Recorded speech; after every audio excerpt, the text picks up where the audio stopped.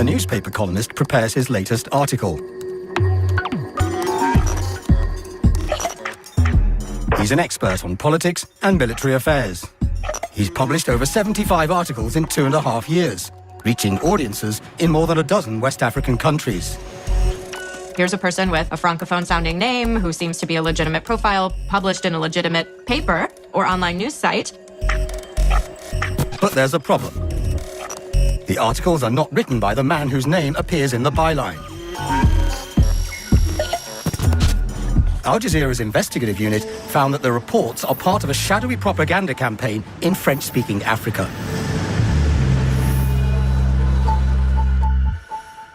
And this particular one is very interesting. The argument is that you've had the French special forces in place for decades, and the security situation has not improved. It gives the impression that they are an occupation force.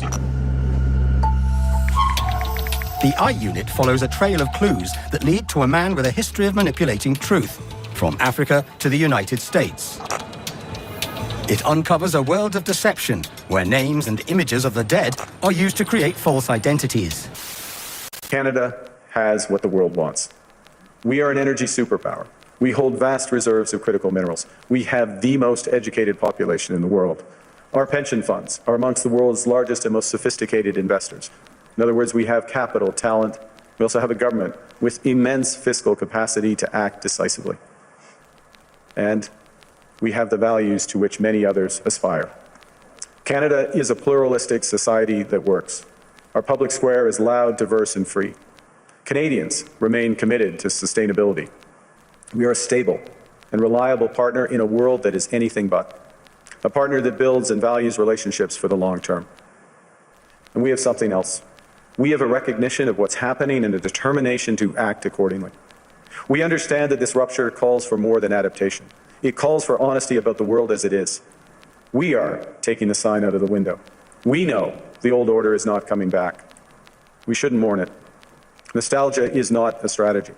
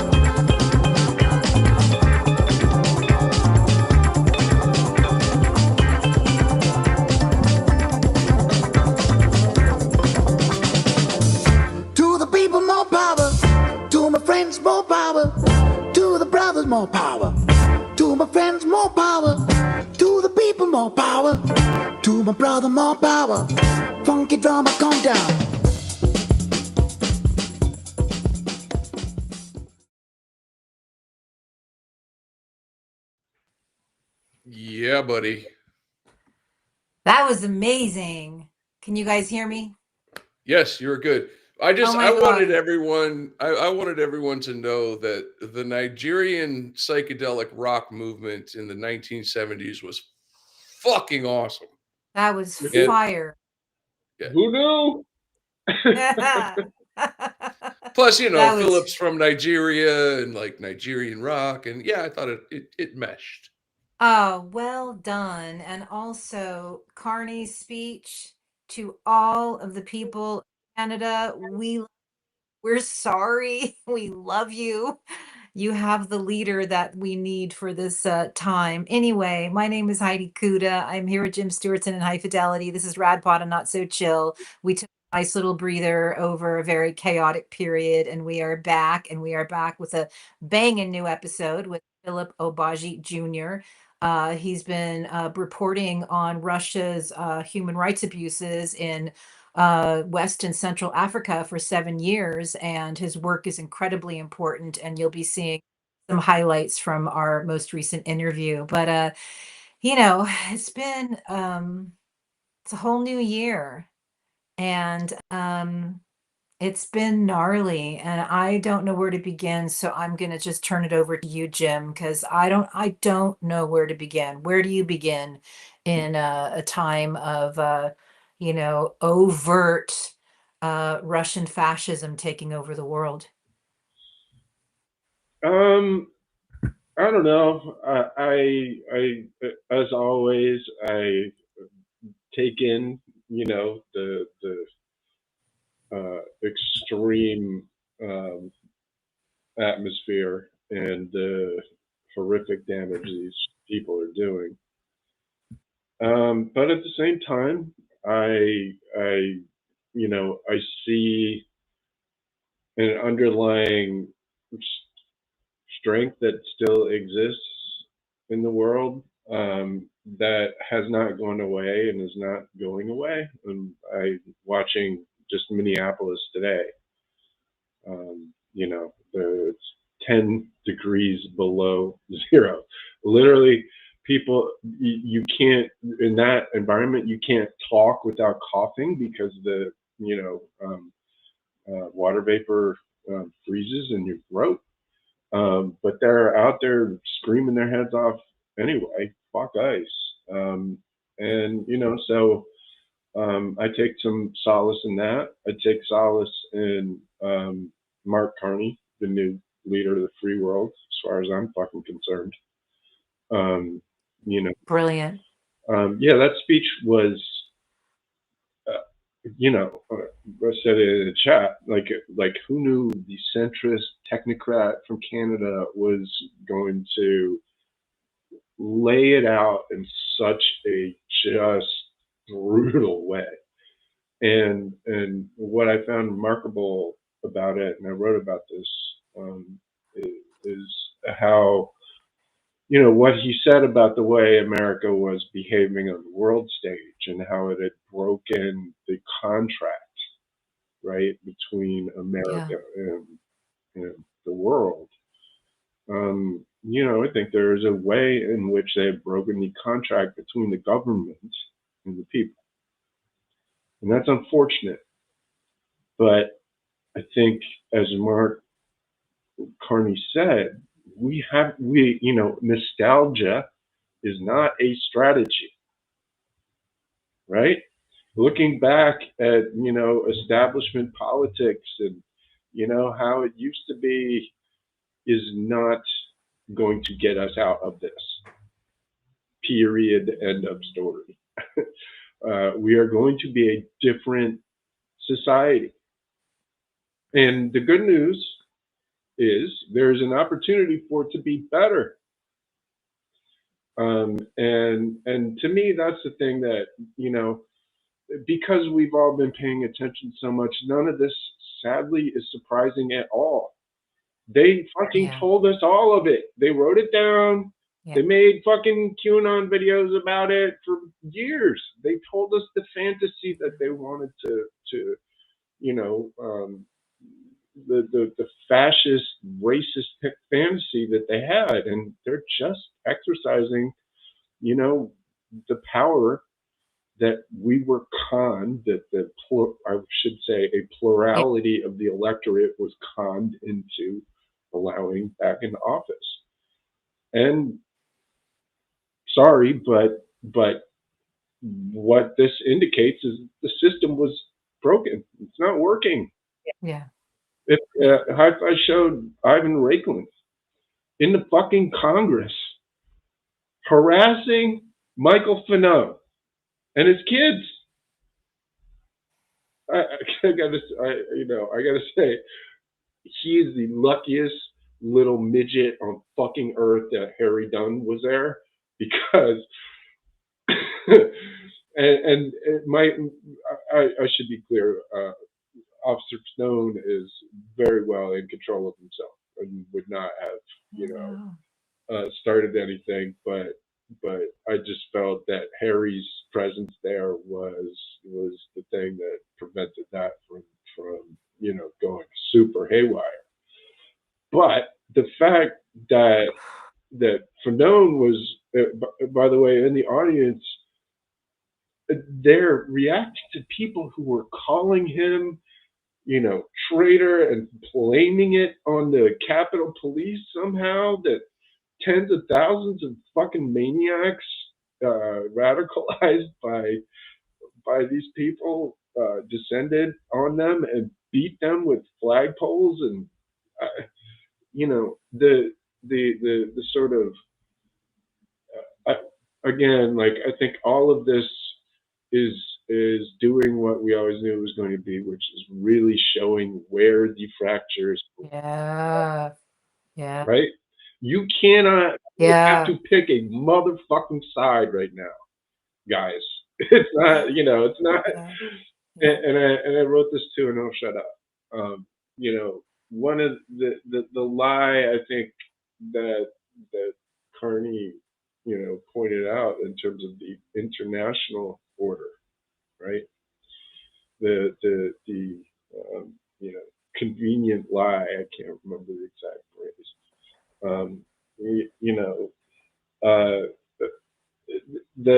That's the same. I forgot where I was going with that, because Oh, just talking about basically what you're describing is that reality distortion when you're talking about people accusing people like Michael Fanone, real hero, of somehow radicalizing people. That's a reality distortion, and that is what we have been focusing on and highlighting in our show for 4 years. And one of the things that I found amazing about Carney's speech is that we are all having to do.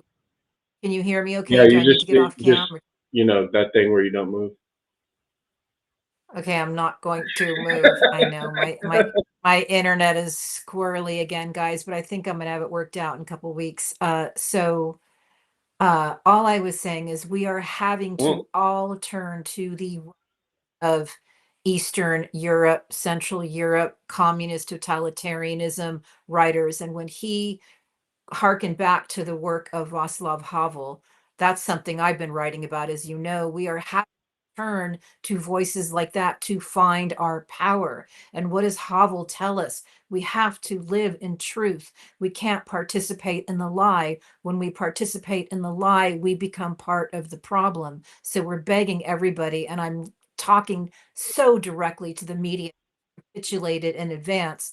The media has to stop living in that lie, and I don't think they will, because their owners are part of the lie itself. But we now all are participants, and I think there's a greater understanding of that in having to fight this reality distortion. And every time they have Carolyn Levitt say anything, every time they have any a press release from the White House, we literally have an administration of St. Petersburg trolls. They're basically one big troll farm parading as an administration, doing a ton of damage. And I look forward to hearing your takes on some of the events recently, because there's just been, such a flood of shit coming our way. It's difficult to, kind of keep your head above it and stay in that truth. It gets harder all the time, but it's mandatory. We all do. So I remember what I was going to say briefly.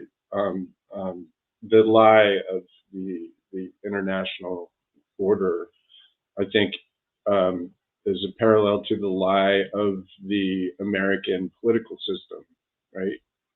Unfortunately, Democrat versus Republican right versus left, norms and institutions, you know, all of that stuff is a convenient lie, you know, that relies on trust.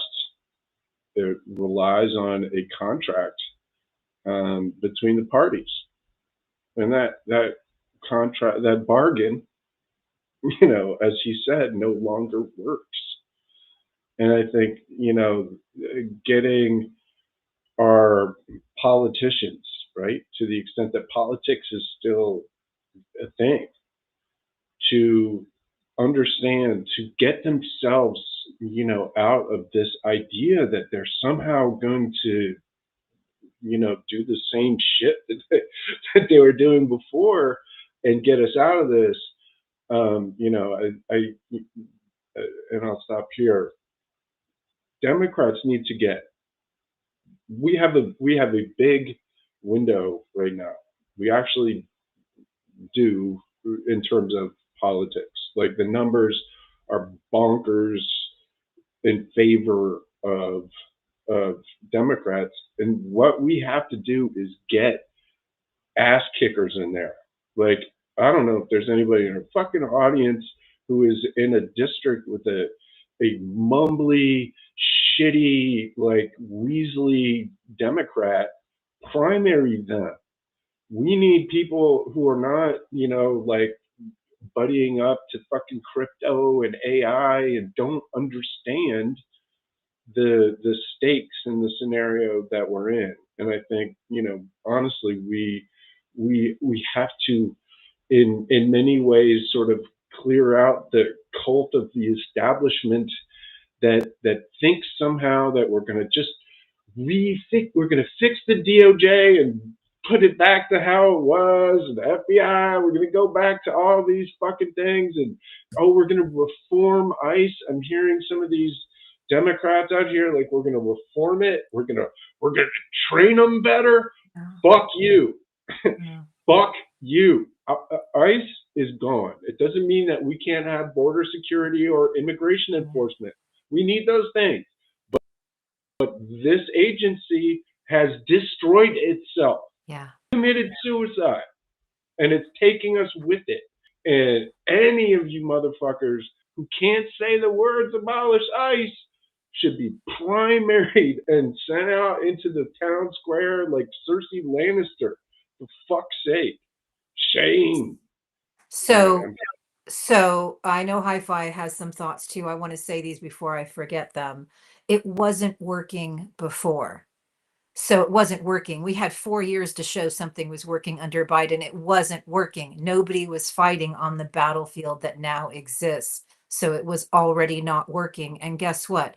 ICE under Trump has nothing to do with immigration enforcement. They have been training up brown shirts. I think that is very freaking obvious to anybody paying attention. Again, learn to live in truth, not within their lies and their propaganda. Hi-Fi. Wow. Thanks for making it easy for me to sum up for everybody. Okay, first off, let's talk about Ivan Ranklin. Ivan fucking Ranklin, the right-hand psychotic gremlin of Lieutenant General retired Mike Flynn, the man who came up with the Pence card, who almost got Mike Pence murdered. Now harassing officer for no. You remember he ran for Senate? Ivan Ranklin ran for Senate. And do you remember who paid? Who paid for Ivan Ranklin's Senate race? Oh, hi. Thanks for checking in. I'm still a piece of garbage. That's fucking right. Peter fucking Thiel.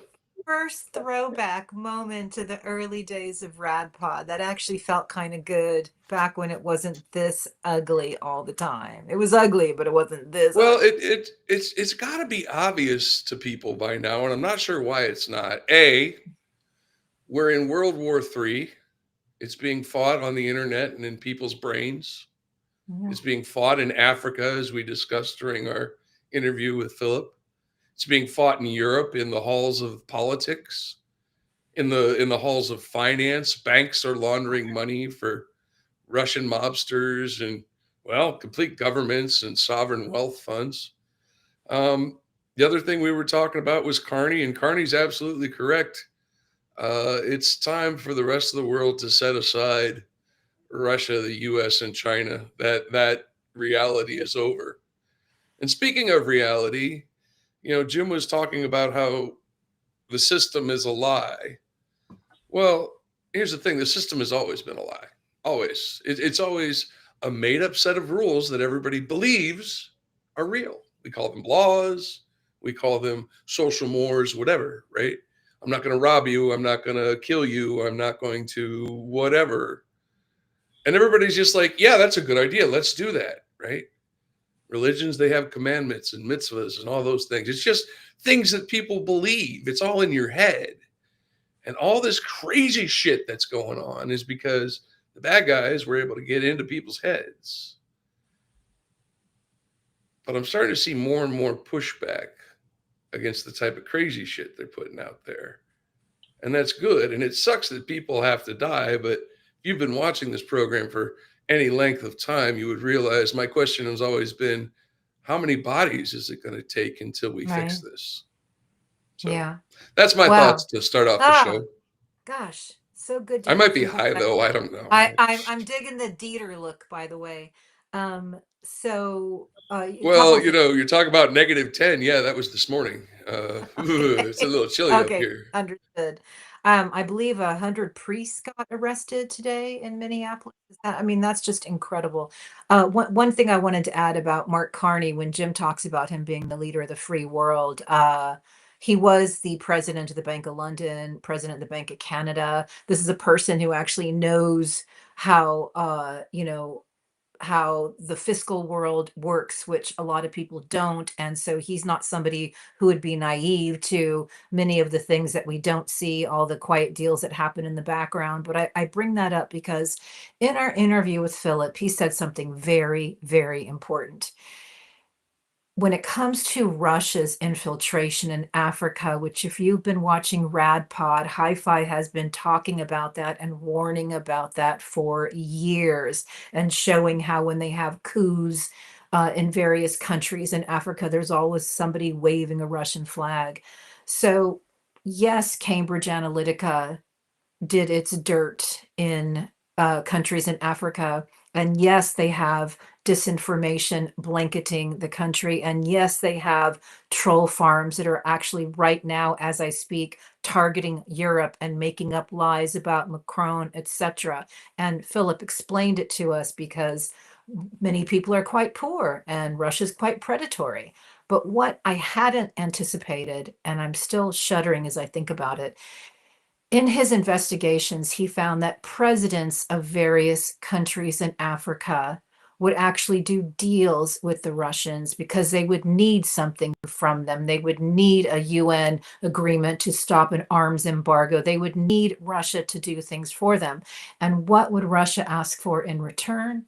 They'd ask for mineral rights. They'd ask for some of that gold. They'd ask for something that I hadn't thought about, and that's actually access to the people as labor.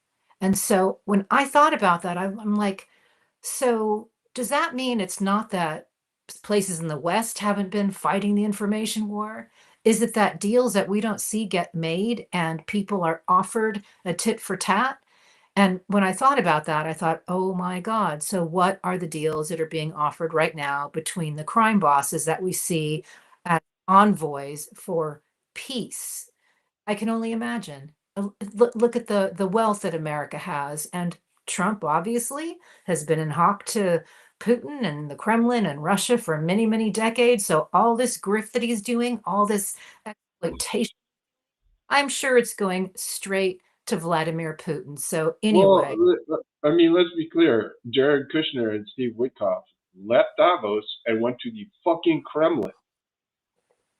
They are literally in the Kremlin, if not now, like 12 hours ago or whatever. Glad handing this fucking butcher after what? Just briefly, the Board of Peace. Yeah. So I watched a lot of Davos, and good man.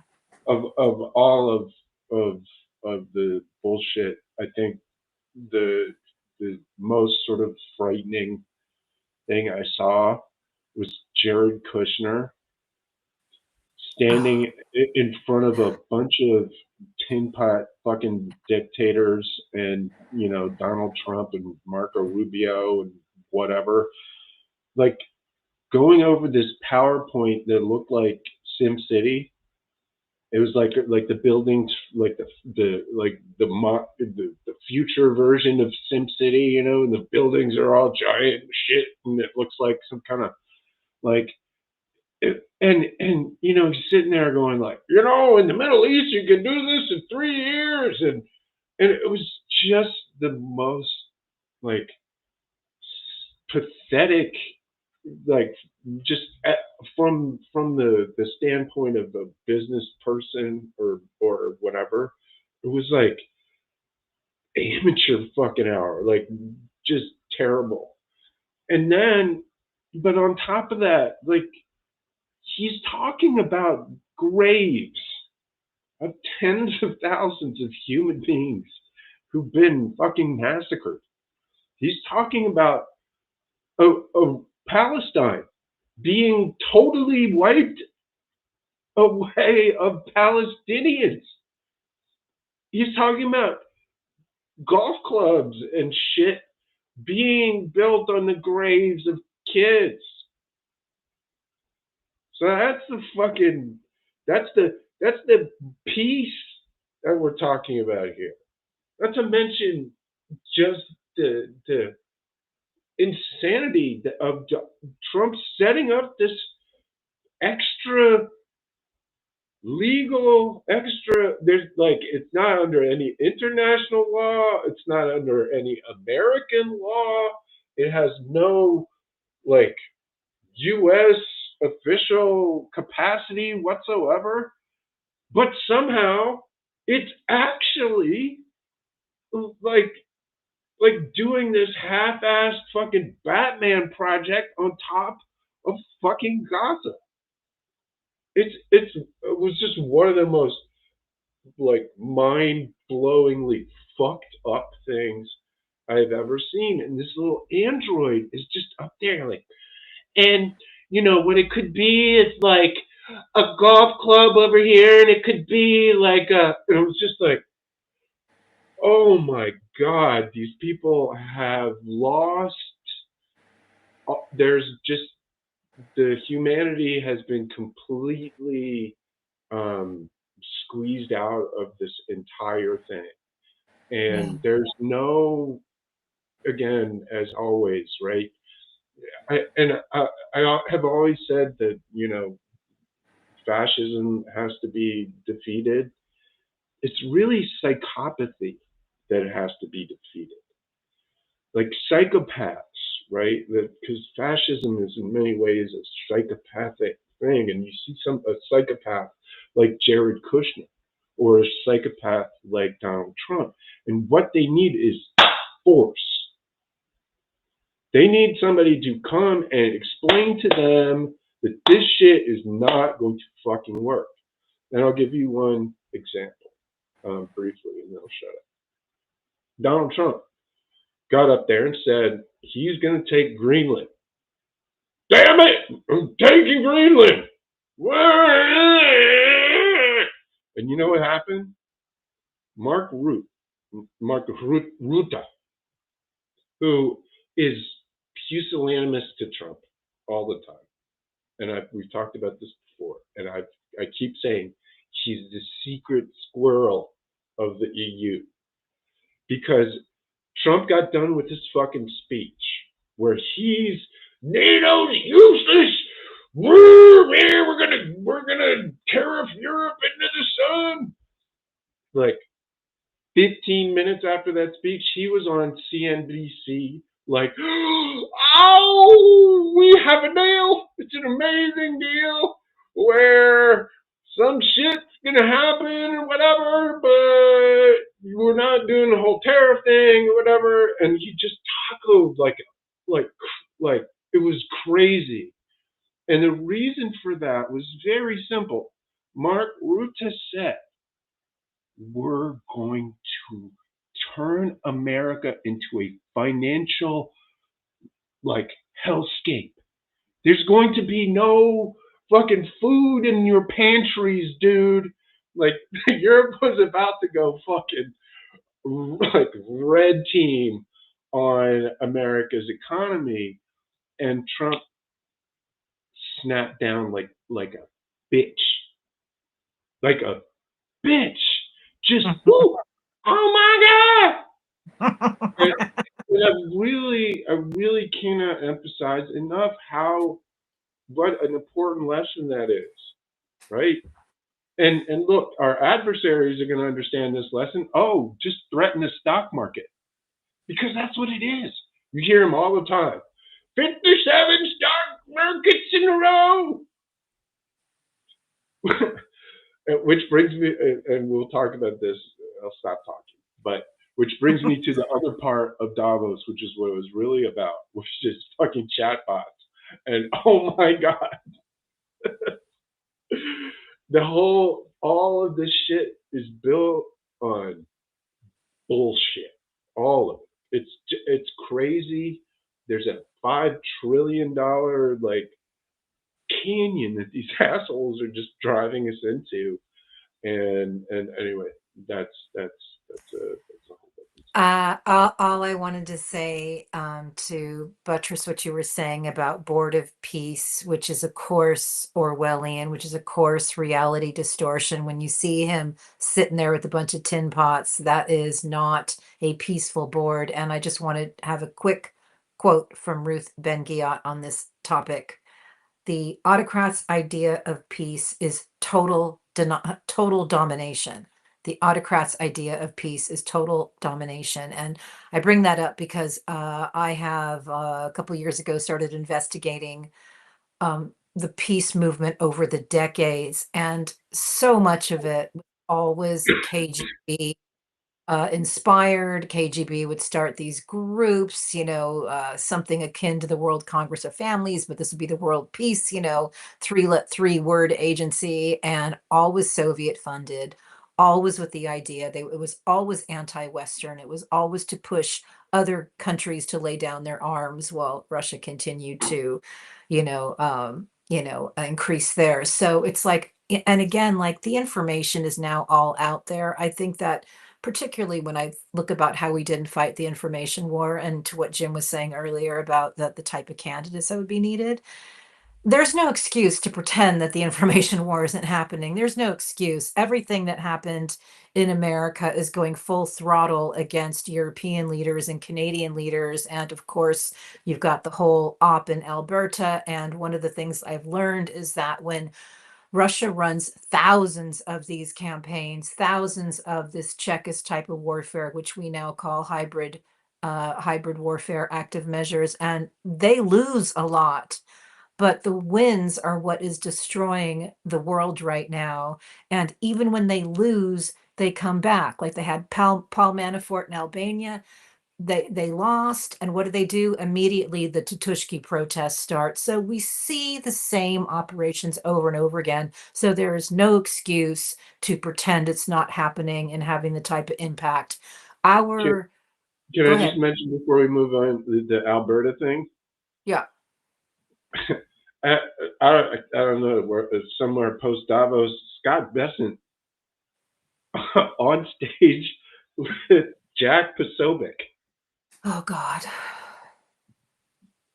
promoting Alberta separatism. The fucking Treasury Secretary of the United States of America. They ain't hiding it. First of all, with Posobiec, but put that aside. Sitting there going, oh, I hear there's a bunch of people in Alberta who want to be in the 51st state.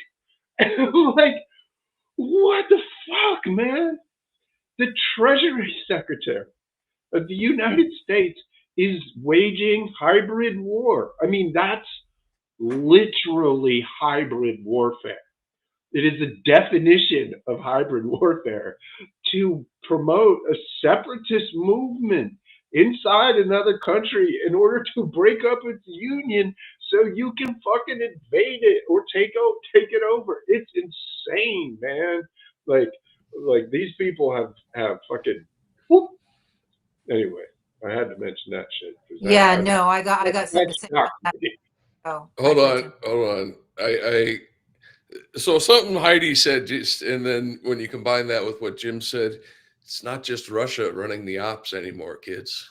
It's America It's now too, right? America. Yeah, that's it. It I mean, we got we know China was in on it. We know Saudi Arabia was in on it. We know that there were it's all part of the spots, and same it's all part of the operation. same authoritarian. Let's face it, we're the Axis powers right now. And that is nothing good. And I want to point out something that you guys know that I wrote about 3 or 4 years ago. I couldn't believe it, but it was true that Nigel Farage and Banks, in conjunction with Dana Rohrabacher, were working on the Cal exit op. And of course, the Cal exit op was started by somebody who actually was running it out of Russia. So it's like, we see this stuff over and over and over again, and there's no excuse. And I think the Democrats maybe, could have maybe, undermined the potency of these types of operations, but I don't think they can anymore. And something I wrote for my byline column was, this is something coming out tomorrow. After a decade of information warfare, now we can see that an entire superpower changed hands in a day, or at least change its allegiances, which we really saw November 5th of 2024.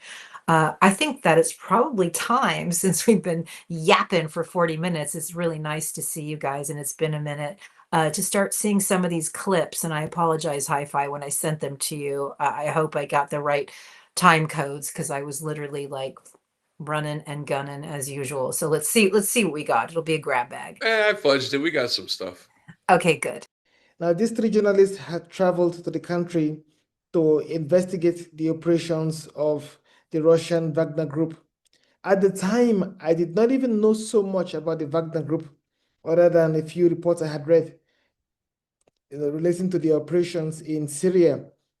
But when these journalists got killed, my editor at the Daily Beast, Christopher Dickey, reached out to me and asked me to look into the activities of these journalists when they visited the Central African Republic. And he also reached out to the Daily Beast Russian correspondent, Anna Nemtsova, who knew the journalists very well, much closer to them than I was. And he asked that she look into the lives of these journalists and get to interview their family members and what have you. So together we came up with a very interesting report, which at the time in 2018 was one of the most read articles on the Daily Beast site. But I found the operations of the Wagner Group in the country very interesting when I dug into the activities of these journalists. And after that initial report, I had 2 things in mind going forward. One is, because I had interesting tales from people in the Central African Republic about the Wagner Group, I felt there was something to investigate about this group.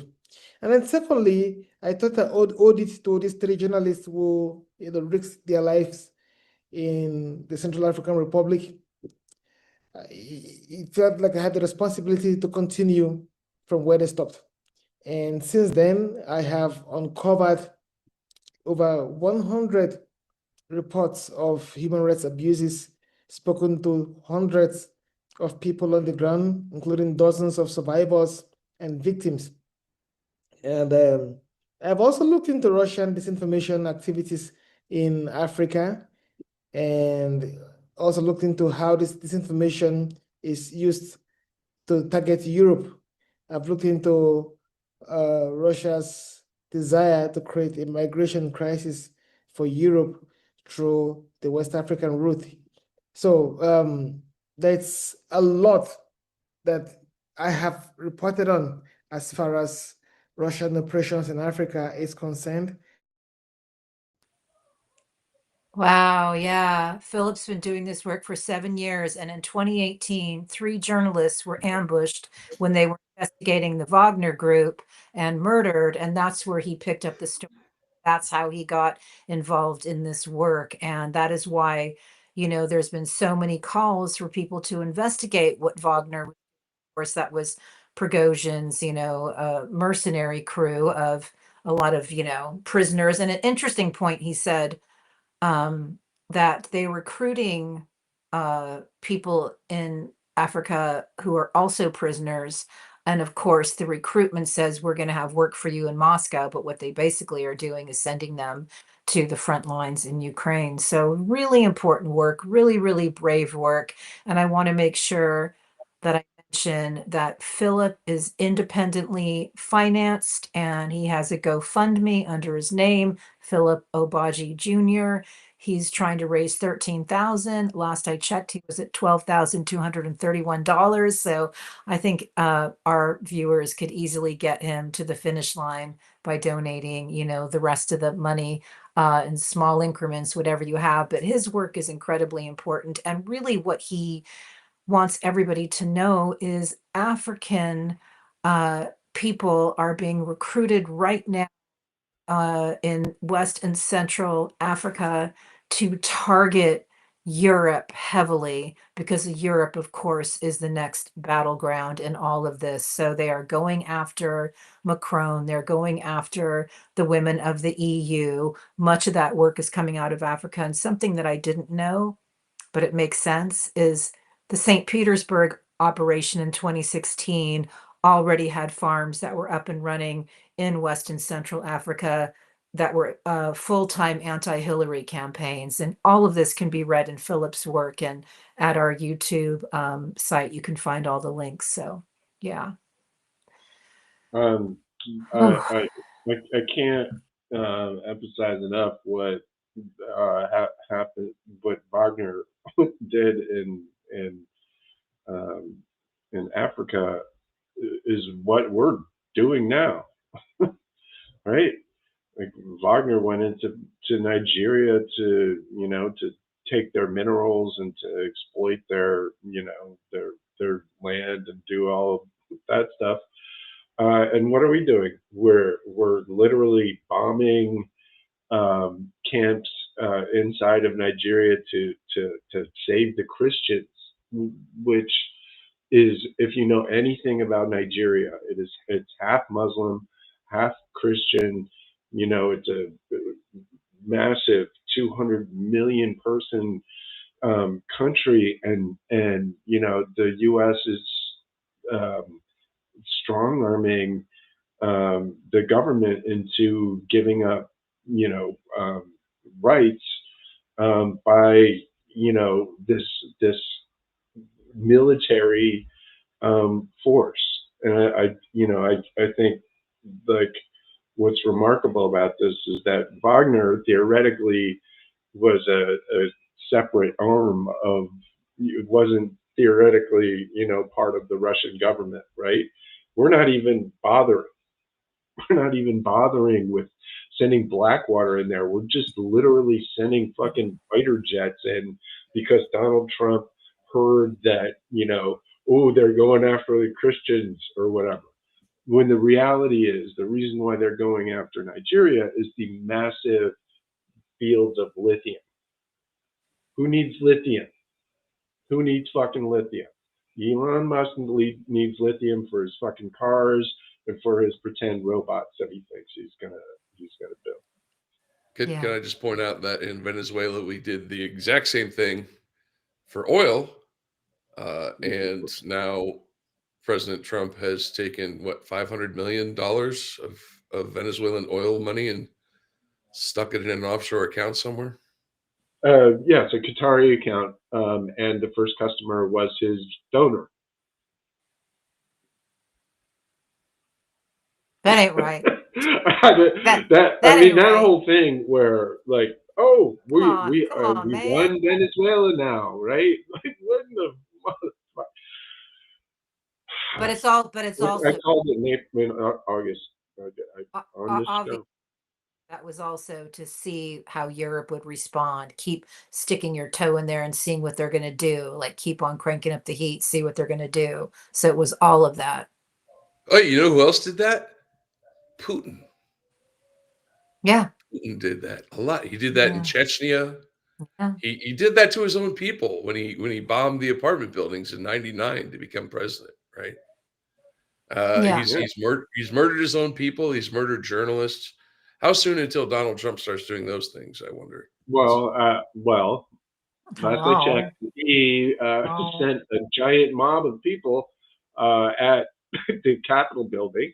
Last I checked, he sent fucking mobs of Nazi paramilitary mass thugs into our neighborhoods to kidnap and terrorize our people.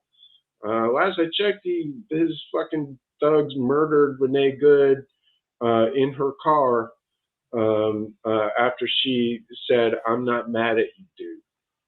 Yeah. So I think that line has been crossed, and again, we got to stop telling ourselves the lie that the American government anymore is an occupying force. Yeah. Dozens Melissa of people. Hortman. She was, yeah. Mhm. Dozens of people dying in custody. So there's that too. Under ICE. Yeah. So Any yeah, more clips? Should we do it? don't want to. Yeah. I got two more. The third one you sent didn't actually make it into the show because it was like Okay. at the end when we Nah. were bullshitting. Yeah. But here's I two. apologize. Now, the Central African Republic descended into a civil war in 2013. And they had two groups of people, Christian militias and Muslim rebels, all fighting to take control of government. And the UN imposed an arms embargo on the country, meaning they couldn't buy or sell arms or whatever, couldn't deal in arms. So when they managed to hold an election in 2018, in 2016, that ushered in the current president, Francine Archange Touadera. The problem the president had at the time when he took office was that he had only the capital, Bangui, under government control. The rest of the country was either in the hands of these Christian or Muslim militiamen. So he knew that it was only a matter of time before these militiamen, took over the capital. And so he had to seek help from Russia first to get the UN Security Council to lift the arms embargo, and then secondly, to ensure that Russia had some bit of presence in terms of having boots on the ground and training local forces to be able to keep these rebels at bay.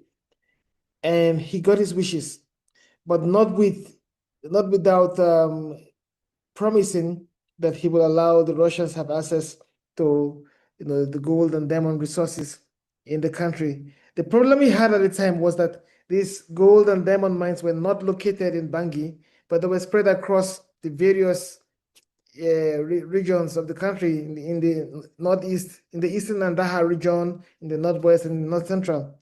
So when the Russians came on board in 2018, they wanted to forcefully get access to these gold mines.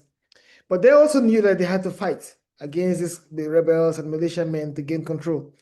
And then that's why we began to see a series of human rights abuses, tales of torture and what have you. So oftentimes when they arrive at the mining community, they make no distinction between the gunmen they find and the people who live there.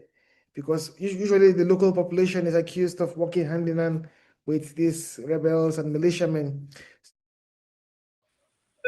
And that's when he said he was uncovering all of the, crimes of torture, murder, etc. So, yeah, stuff that we understand that imperialists over the century.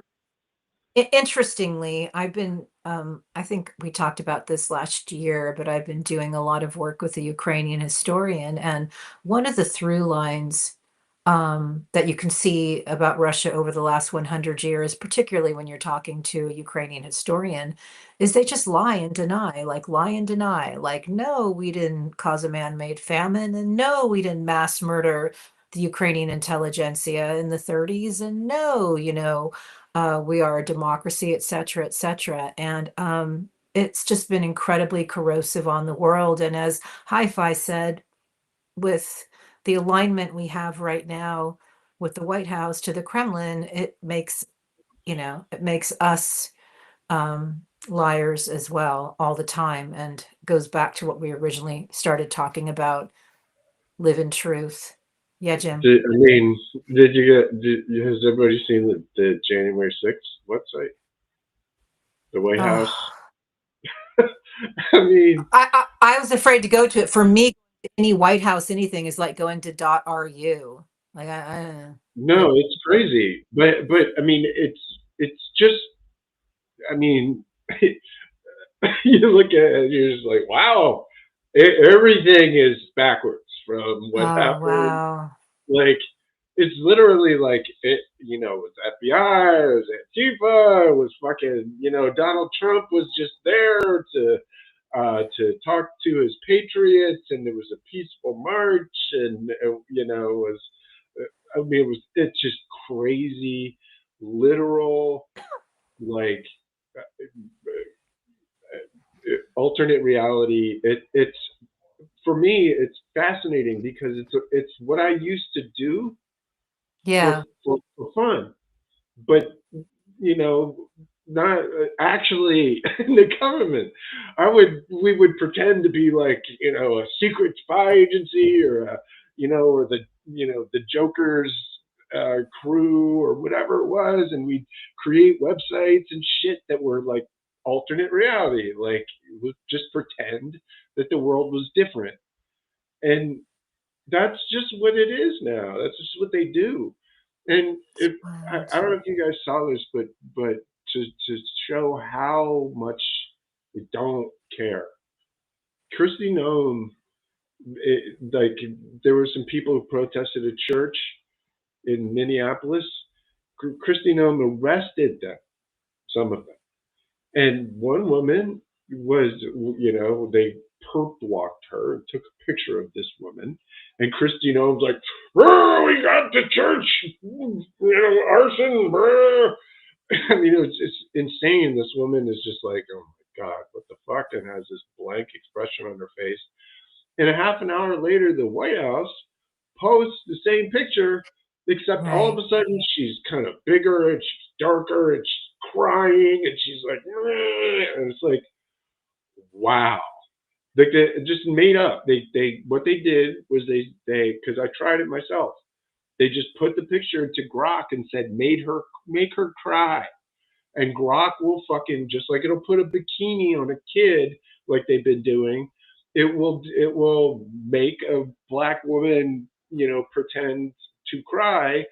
But the White House just put it out as if it was the real thing. Arrested! We got you! And then afterwards, somebody's like, did you do this? And they were like, the memes will continue.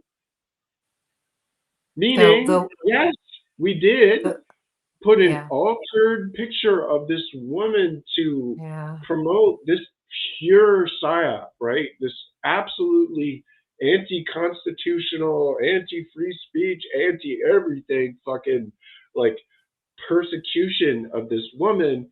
And they're going to go ahead and use AI and then not apologize for it.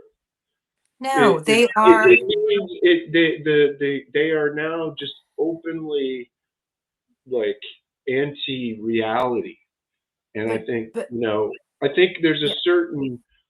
a certain number of people will keep going along with that, but really honestly, I think they're creating another fracture point in their coalition where certain people are just going to be like, whoa, bro, like it's getting too Orwell for me.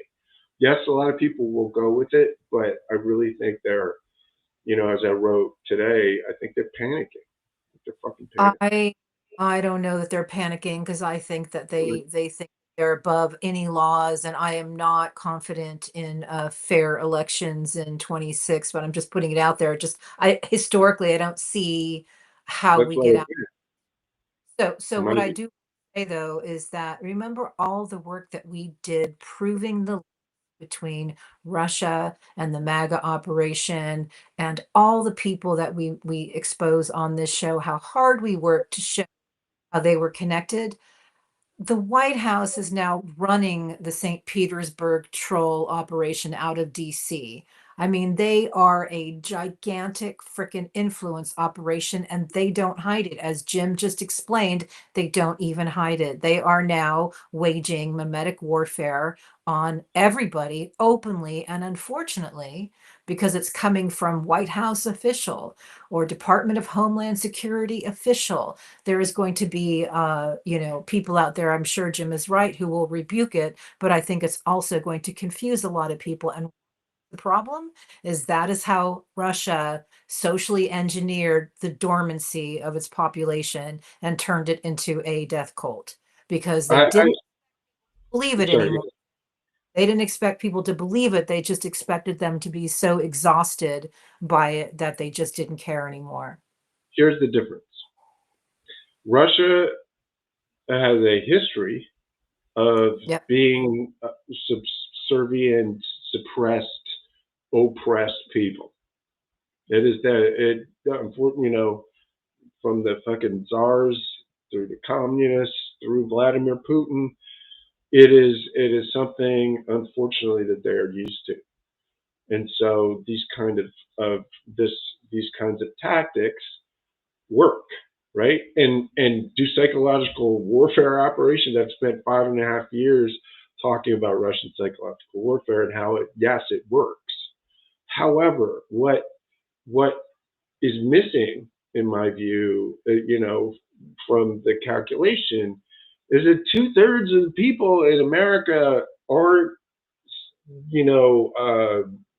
ready for that, and we don't have a culture of submissive suppression in our population. Like, it's not in our DNA, and I don't mean that as some like exceptionalism, America rah rah thing. I just mean literally like our whole history for 250 fucking years, and there is a bit of American exceptionalism in the fact that it was founded on an idea, as flawed as it might have been. Like, we have always been like those people that were like, fuck off, man. And I just don't believe that in anything like the foreseeable future that these fucking morons, right? These absolute dipshits are going to somehow convince the rest of the same population in America that, oh, actually you need to be like subservient fucking AI pawns to Donald Trump and Elon. I don't fucking think so. I don't, I think there is a difference between the yes. populations of Weimar Germany, the populations of Russia, as those populations were suppressed. I don't buy it here. I don't think that's happening here. I think it's going to be a bitch getting out of this fucking hole. But I don't think that we're going to turn into Russia. I don't. I all I know is history doesn't tell us what's going to happen. It just offers suggestions, and this stuff is very powerful. And I would very much like to know what the 2/3 are doing as a unit today to shorten the lifespan of this troll regime. Because the thing is, it doesn't take a majority for this stuff to continue. It didn't take a majority in Hitler's time. It didn't take a majority in Putin had to blow, Hitler had bomb. the majority. That's the thing. He did. We don't want to. We don't want to acknowledge that, but he did. No, he got into power. He did not get into power on a majority. Well, not in terms of politically, but in terms of, but the population had been converted largely, unfortunately, and Well, it, I what I it, what just I think that their movement is shrinking, not growing, and I think that's the difference. I'm sure you're right, but does it matter? That's what I want to Yeah, know. it matters I a am lot. very, very I concerned. think it matters a lot. I And hope so. I personally, don't think, just knowing as I do some of the people, people in the military and people close people in the military. God, the The, military, the vast please. majority of the people in the military are professionals who are not going to be fucking firing on their people. They're not, right? You're right. They're struggling. They're struggle bunnies to get any of these things done because people in the military keep resigning. People in the DOJ, everybody is like they're gonna keep digging down in these layers, and the more they dig, I think the stronger actually the layers get. I don't think it's the other way around, and I think you're seeing that. Does it mean that this is going to be fucking easy and we're just going to roll into another election and any of that stuff? Absolutely not. I think to the contrary, we're going to have as Carney said, not a transition, a rupture in America. We're having a rupture right now. This is it. One But more I thing think for on me the other before side of Wi-Fi. that comes something much closer to a pluralistic democracy than whatever the fuck these assholes have planned. That's I the only reason I'm in this is because I believe that is still if not a probability, a possibility. Hi-Fi, one more comment from me and then you close this out. I did hear from a source in Europe who is very close to boots on the ground soldiers, US soldiers who are deployed in Europe, that 80% of those soldiers here fucking hate Donald Trump as opposed to a few years ago when it was like half and half. Now there's 80%. And her intel says that they would not, if they were told to invade Europe, they wouldn't do it. They would literally not do it. Take that for what it's worth. But I thought that was just an interesting data point.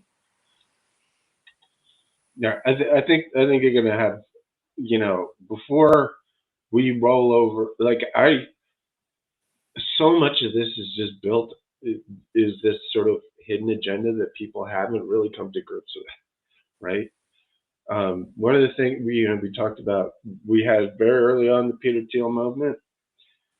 There was a video that I think that got a lot of traction and for good reason. Because this fucking ice Nazi came up to somebody who was just filming and took a picture and said, "You're now domestic terrorists now. Enjoy," or some shit like that, right? What he was saying is, I now put your fucking photo in a Palantir database, and you are now a domestic terrorist according to ICE. This is a fucking ICE guy, all kitted up, saying this right into the camera. And to me, it like when it really sinks in that, no, seriously, guys, you fucking morons, this all of the things that you kept pretending were happening over here, right? Yeah. Were you making pretend videos about it? That's it right there. Yeah. And ultimately, I think even for a lot of people who are currently, in this cult, the anti-humanness of it, the mechanical, nihilistic sort of Nazism of it all, I just think is not gonna end up planting, a permanent marker. All right. That's To my, to be continued. concluded. High fidelity. Do we have another clip? We got one more clip, and then I'm going to take us out. Here's our Okay, final thanks. clip. Russia is finding opportunities to create conflicts and to destabilize, especially Europe. And they're doing that in many ways. And one of the platforms they have used, or they continue to use, is Africa. Now, recently we saw how there was massive disinformation targeting the elections in the Netherlands. And only in recent weeks or in recent months that if only recently were we able to find out exactly where some of these posts, were created from. So X have been able to create, the opportunities for people to be able to see where where people make their posts from. And we have now found that much of those disinformation posted on X targeting the Netherlands election have come from Africa. The posts were created in Nigeria, in Ghana, and in several other West African countries. So they see Africa as the place where they could get to spend so little and then gain so much. It didn't start now.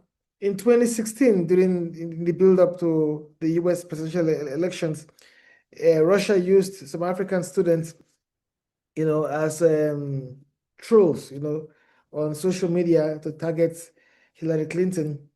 And I personally wrote an investigative piece that revealed how Russian officials from RT tried to hire African students in Moscow to spread disinformation bashing Democrats. So that article was published in 2017. And in 2018, we saw two troll farms in Ghana, one in Ghana and the other in Nigeria, where Africans were hired by a Russian Ghanaian national to spread disinformation about, conflict and issues in American cities. Well, the aim was to sow conflict and discord in some of, those Democrat cities.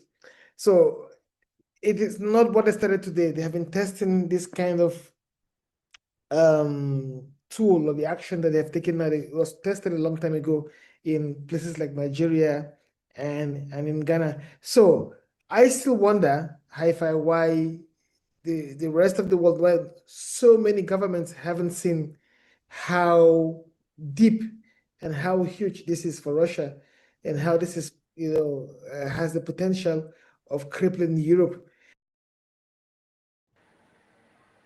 He's such an incredible guy, and he did a really important documentary for Al Jazeera on ghost reporters, on these reporters that are made to look like real legitimate reporters with real histories and real Twitter accounts, etc. They are all just fakes. They're literally Russian pretending to be people in Africa writing about African politics. What's up? What's up, Hi-Fi? I was just thinking back to the moment when I asked Peter Pomerantsev about the phrase, nothing is true, everything is possible. Right. Right. And that actually came from a Muslim cult leader named Hassani Sabah. But I need to go back. I got to rewind our conversation here for a minute because something kind of bothered me when we were talking about it. And it was about, Christy Noem posted that picture of the people in the church being arrested, and then the White House posted the crying.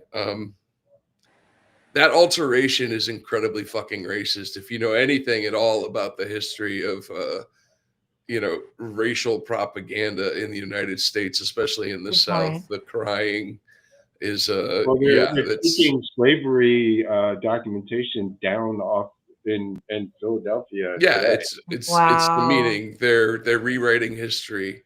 Again, I emphasize for all of our viewers and our listeners that we are in World War III. History is being rewritten.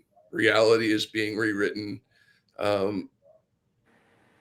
It's the Axis powers. It's Russia. It's the United States. It's China, Saudi Arabia, UAE, Qatar, authoritarian governments exploiting what Carney calls middle powers, taking their resources, as Philip told us, stealing resources in Africa to continue their war in Ukraine, their operations across the globe. It's literally World War III. And AI, I think about what's been going on with Grok and non-consensual pornography and child sexual abuse material. And I think to myself, why would anyone want to be associated with Elon Musk when he's created a porn machine? Oh, but he did such great things. He built such great things with Tesla and SpaceX. Well, Tesla he bought from some other people, and SpaceX he got because Russia manipulated the U.S. government. Dana Rohrabacher. Yeah. Well, you're just a hater. No, Elon Musk once paid $250,000 and a pony for a hand job. Yeah, I find the man repulsive.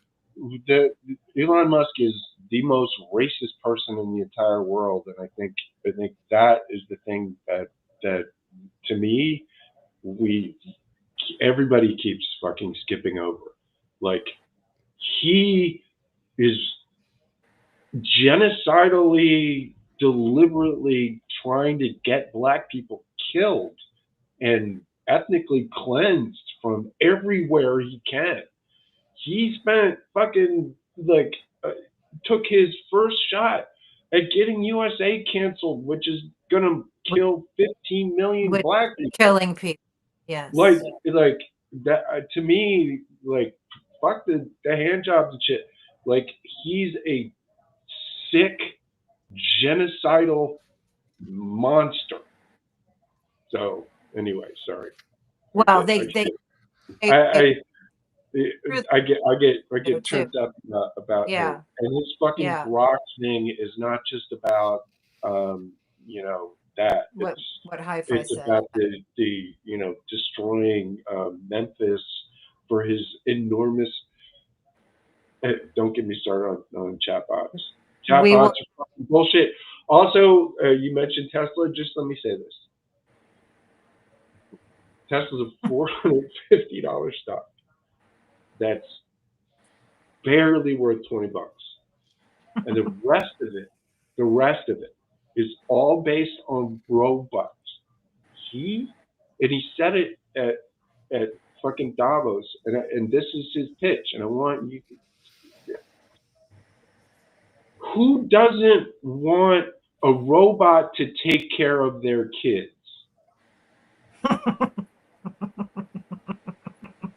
That's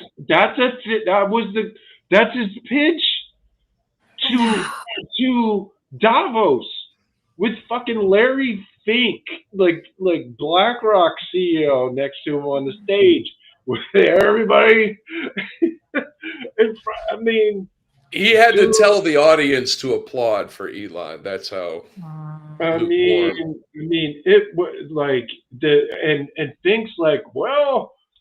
He's like, "What? We're gonna have more robots than people. Robots aren't even gonna. You're not even gonna be able to ask for anything. They're just gonna do everything." And Fink's like, "Well, what are people for again in this scenario?" He's like, "Not everything's perfect." That's literally what he said. Yeah. To the question of, what about the people? Nothing's perfect. Yeah, I don't care.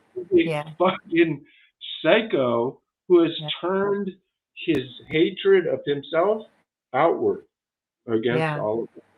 Okay, I'll stop. We've been on that tip for quite a long time. Well, that's a fucking problem. That's a total problem. That was surprising. We went long because there's a lot to get caught up on. And Hi-Fi, do you have any music that you're taking us out on? We already got your deep thoughts. No, there's just one final deep thought. Pop quiz. You're in World War III. You find yourself in the government run by the bad guys. What do you do?